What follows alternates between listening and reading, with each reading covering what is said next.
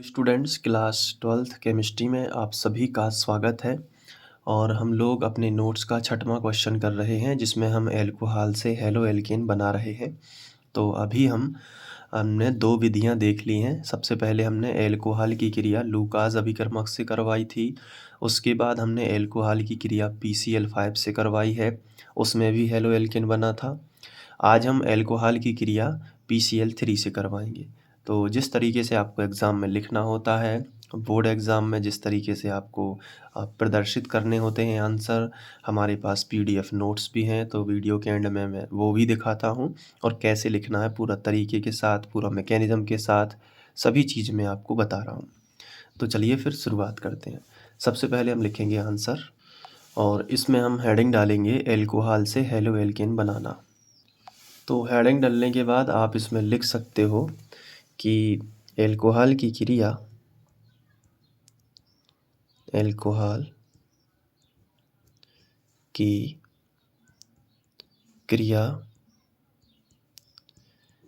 PCl3 से कराने पर भी PCl3 से यानी फास्फोरस ट्राइक्लोराइड और PCl5 का मतलब होता है फास्फोरस पेंटाक्लोराइड। तो एल्कोहल की क्रिया PCl3 से कराने पर हेलो एल्केन बनता है। अब कैसे बनता है वो सब चीज़ें आपको समझ में आ जाएंगी। अभी आपको देखना है हेलो एल्केन बनता है। अब देखो इस प्रोसेस को कैसे करते हैं। जैसे कोई एक एल्कोहल ले लेते हैं, जैसे हम उदाहरण लेते हैं अक्सर R बॉन्ड OH, ये अपना एल्कोहल हो गया। अब उसकी क्रिया हेलो एल्केन बनाना है तो PCl3 से करवा रहे हैं। इसके पहले वाले वीडियो लेक्चर में हमने PCl5 से करवाई है, अब हम PCl3 से करवा रहे हैं। तो PCl3 ले लिया और यहाँ पे बना दिया तीर का चिन्ह। ये ज़रूरी होता है तीर का चिन्ह बनाना। तो यहाँ पे जो R है वो क्लोरीन से क्रिया करेगा तो R बॉन्ड Cl बनेगा। लेकिन ज़रा ध्यान से यहाँ पे देखो 3 क्लोरीन है और फास्फोरस 1 है। तो जब 3 क्लोरीन इस तरीके से हैं, 5 नहीं है, 3 क्लोरीन है, तो ये तीनों के 3 क्लोरीन R के साथ जाएंगे। फिर अगर 5 होते तो एक जाता है R के साथ, एक जाता है H के साथ, ठीक है। लेकिन अभी कितने हैं, 3 क्लोरीन है, तो तीनों के तीनों R के साथ में चले जाएंगे। तो 3 क्लोरीन है तो ये R के साथ में चले गए, तो 3 R होने चाहिए जब तो 3 क्लोरीन से रिएक्ट करेंगे। तो यहाँ पे हम 3 का गुणा करेंगे तो 3 R हो गए, और यहाँ पे भी R में हम 3 का गुणा करेंगे तो 3 R हो गए और 3 Cl हो गया। मतलब R और Cl बैलेंस हो गया। अब इसके बाद क्या क्या बच रहा है वो देखो। अब यहाँ पे 3 O बच रहे हैं क्योंकि 3 का गुणा है O में, और 3 H बच रहे हैं क्योंकि 3 का गुणा है H में, और 1 P बच रहा है। तो हम इसको ऐसे भी लिख सकते हैं कि H3 सिंगल P और O3, H3PO3 ये बच जाएगा, H3PO3। फिर से समझो, पहले R अकेला था, लेकिन यहाँ पे कितने हैं क्लोरीन, 3 क्लोरीन है, तो यहाँ पे हमें 3 का गुणा करना पड़ेगा क्योंकि R के साथ में Cl जाएगा तो RCl बनेगा। लेकिन देखा यहाँ पे कि क्लोरीन तो 3 है तो 3 का गुणा करें। देखो मैं इसको थोड़ा सा अपनी भाषा में और अच्छे से समझाना चाहूँगा।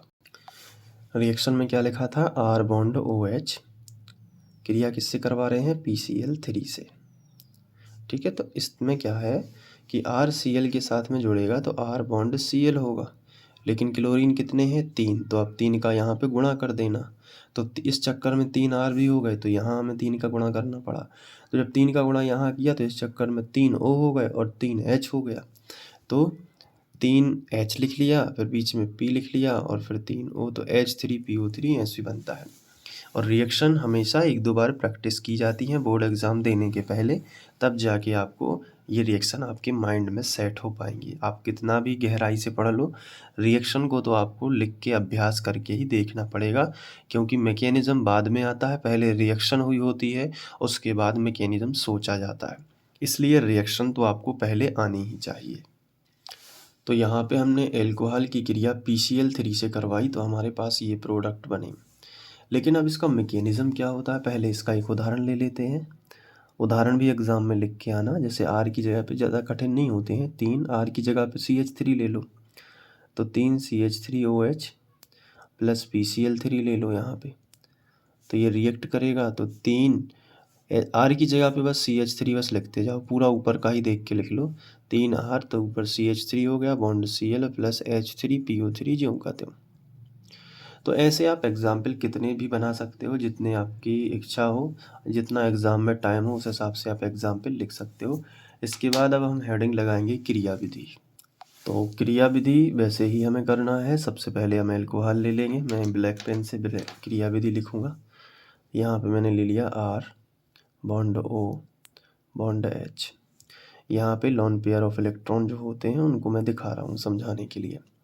अब इसकी क्रिया किससे होनी है, PCl3 थी, तो P, यहाँ पे Cl, यहाँ पे Cl और यहाँ पे भी Cl। इस तरीके से हमने लिख लिया। अब हम तीर का चिन्ह बनाएंगे। ऑक्सीजन की आदत आपको पता ही है, वो लोन पेयर दान करेगा। यहाँ ऑक्सीजन फास्फोरस के साथ में उपसहसंयोजी बंध बनाएगा। तो R, बॉन्ड O, नीचे H लटका देंगे क्योंकि यहाँ पे बॉन्ड बनना है सामने सामने से, तो H को कहा नीचे खिसक जाओ तुम, और यहाँ पे P हो गया। और जैसे ही ये दान करेगा तो यहाँ पे फास्फोरस यहाँ पे कितने बॉन्ड बनाएगा, अधिकतम 3, क्योंकि यहाँ पे वो +3 ऑक्सीकरण अवस्था प्रदर्शित कर रहा है। तो भाई साहब ये यहाँ पे 1 क्लोरीन को भगा देगा, तो यहाँ पे 2 क्लोरीन ही बचेंगे, क्योंकि फास्फोरस की जो बॉन्ड बननी है वो 3 बननी है, 1, 2 और 3। तो एक ऑक्सीजन के साथ में बना लिया, इसलिए इसने अपना क्लोरीन रवाना कर दिया, तो Cl- निकल गया और ऑक्सीजन पे प्लस चार्ज आ गया। अब जैसे ही ऑक्सीजन पे प्लस चार्ज आता है तो वो क्या करता है, अपने ही मॉलिक्यूल से अपने ही घर के सदस्यों को भगाता है और इलेक्ट्रॉन ग्रहण करके खुद डिस्चार्ज होता है। तो इस हिसाब से जब ये आगे बढ़ेगी रिएक्शन, तो यहाँ पे देखो क्या देखने को मिलता है। यहाँ पे अब ये H से नहीं कुछ करता है, इस बार ये R से ही अपने इलेक्ट्रॉन ले लेता है। अब H से क्यों नहीं, क्योंकि यहाँ पे कोई भी ऐसा प्रोडक्ट नहीं है जो आपको दिख रहा हो। बस में आपको एक चीज़ और याद रखनी है कि अगर आप यहाँ से H निकाल दोगे तो H प्लस आके Cl से कनेक्ट कर लेगा, जो कि HCl बनेगा, लेकिन हमारी रिएक्शन में कहीं भी HCl नहीं है। इसलिए आपको सोचना है, इतना दिमाग लगाना है, ये नहीं जाएगा, इधर से R जाएगा, तो RCl बन रहा है। तो इस बार R से ही खींचेगा, तो R को भगाएगा तो R प्लस बन जाएगा, और इस बार ये बचेगा OH, OH बॉन्ड P, इधर बचेगा Cl, इधर बचेगा Cl। तो अब इस चीज़ को हम ऐसे भी लिख सकते हैं कि जो OH P से इधर लिखा है इसको काट के इधर लिख देते हैं OH। तो ये मैंने आपको अलग से बता दिया कि Cl Cl OH ये बचा, और ये जो Cl है ये R से कनेक्ट कर लेगा, तो यहाँ पे अगले स्टेप में क्या बचेगा, RCl plus P OH Cl Cl। तो देखो P Cl Cl OH, यहाँ पे RCl तो बन गया, लेकिन ये रिएक्शन आगे बढ़ेगी क्योंकि अभी ये अस्थाई है, ये क्रिया करता जाएगा, तो ये फिर से जाएगा एल्कोहल के मॉलिक्यूल के पास। देखो अब कहानी आगे बढ़ रही है। तो मैंने ऊपर खिसका लिया थोड़ा सा, अब ये तो देखो बन गया, स्थाई हो गया, लेकिन ये चीज़ फिर से एल्कोहल के पास जाएगी। तो इसको हम बना लेते हैं इक्वेशन फर्स्ट। अब देखो आगे एल्कोहल के लिए हम लिख सकते हैं R bond O bond H, यहाँ पे lone pair of electron alcohol के दूसरे मॉलिक्यूल के पास जाएगी, और फिर से ये P, इधर Cl, इधर Cl और इधर OH, ये रिएक्ट करेगा। ऑक्सीजन की आदत क्या होती है, लॉन पेयर दान करना, तो ये लॉन पेयर दान करेगा, ये क्लोरीन को रवाना करेगा, बस इतना तो है ही। तो R, ये H खिसक के नीचे आ जाएगा क्योंकि बॉन्ड बनना है, तो R बॉन्ड O नीचे आ जाएगा H, ये H नीचे आ गया, इसने दिए लॉन पेयर इलेक्ट्रॉन तो इस पर प्लस आ गया। इसने किसको दिए, फास्फोरस को दिए, तो फास्फोरस ने अपना क्लोरीन रवाना कर दिया, तो 1 क्लोरीन बचा और 1 OH बचा, ठीक है, और क्लोरीन यहाँ से हो गया रवाना। अब ये फिर से R को भगाएगा, तो यहाँ पे वही स्टेप होगा, ये R को भगाएगा, Cl कनेक्ट कर लेगा तो RCl बनेगा, और इधर पे PCl और OH, और इधर भी OH जुड़ा है, तो देखो इस बार क्या बनेगा, P, एक Cl बचा है, एक OH पहले से था, और एक इस तरफ वाला OH मैं इधर लिख लेता हूँ, ये देखो ये वाला OH। तो ये P OH OH बढ़ते जा रहे हैं और Cl Cl कम होते जा रहे हैं।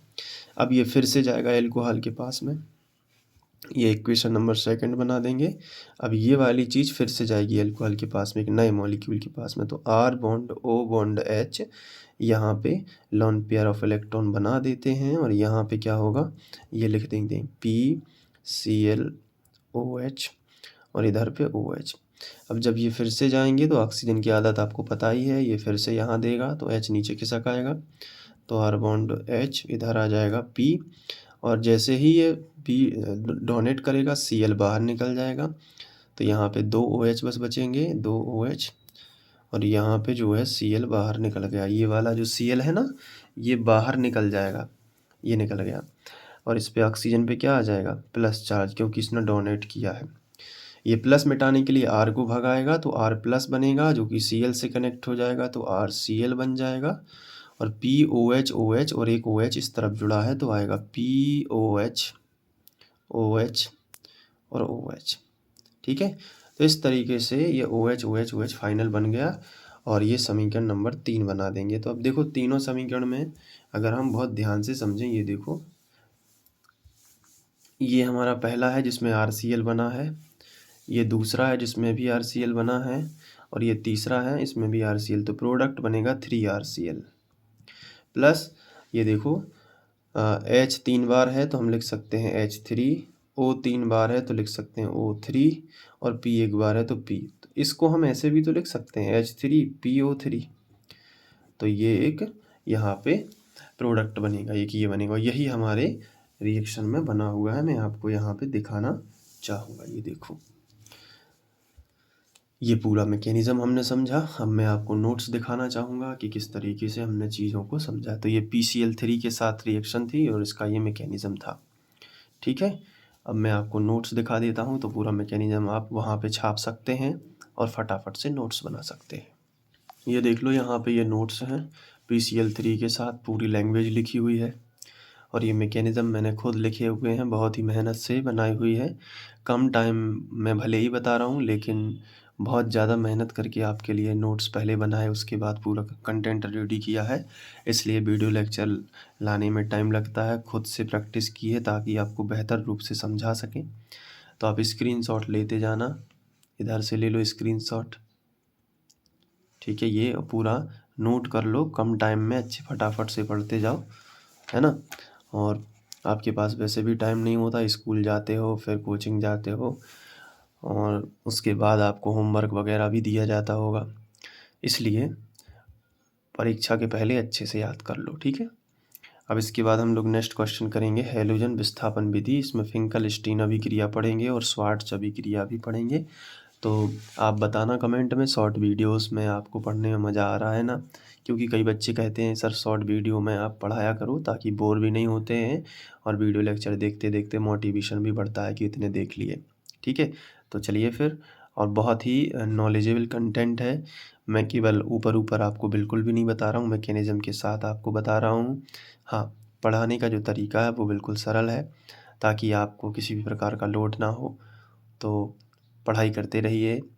Best of luck. Thank you.